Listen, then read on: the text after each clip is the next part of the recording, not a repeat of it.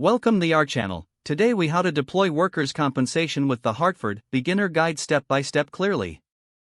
To begin deploying workers' compensation with the Hartford, visit their official website. Create an account if you do not already have one. Log in to your newly created account. Navigate to the Workers' Compensation section on the dashboard. Select the option to get a quote. Fill in the required information about your business, including your industry and number of employees. Answer questions regarding your payroll and business operations accurately. Review the estimates provided for your workers' compensation policy.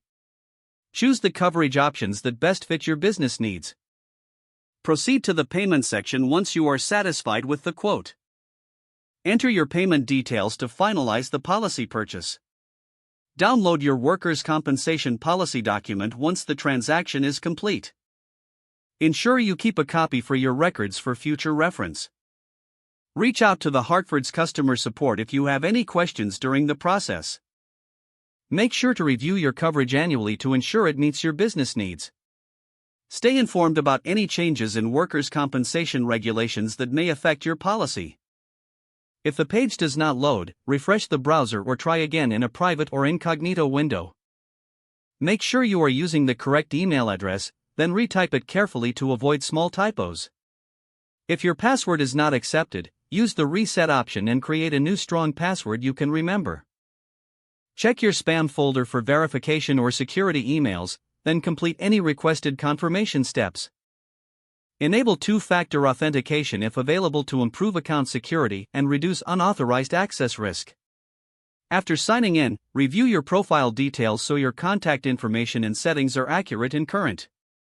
If you see an error message, note it down and try again after restarting your device and internet connection. Log out when you finish, especially on shared devices, to keep your account and payment information secure. If the page does not load, refresh the browser or try again in a private or incognito window.